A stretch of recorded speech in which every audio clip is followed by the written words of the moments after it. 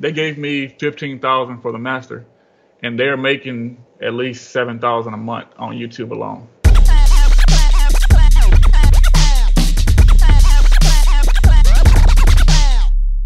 You're a machine guy, right? Yeah, machine. What are some of your favorite VSTs? What are some of your favorite sample kits, if you don't mind me asking? Well, I don't use any samples. I use Contact. I just use a piano out of there, and I use Omnisphere.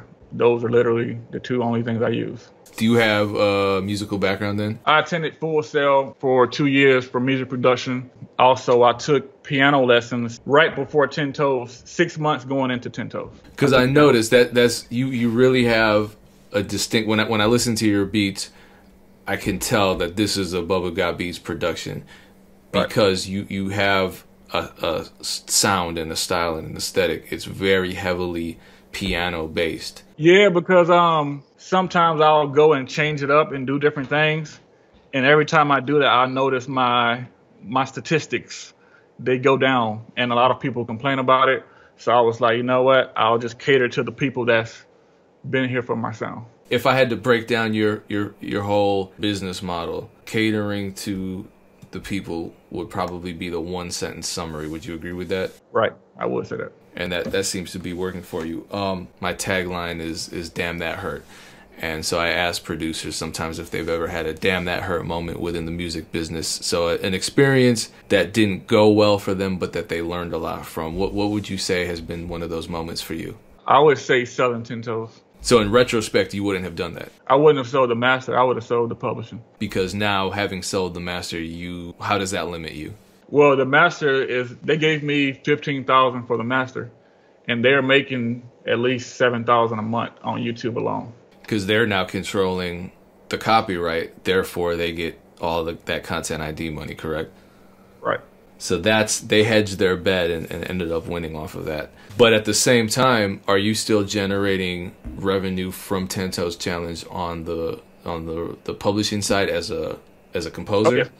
Oh yeah.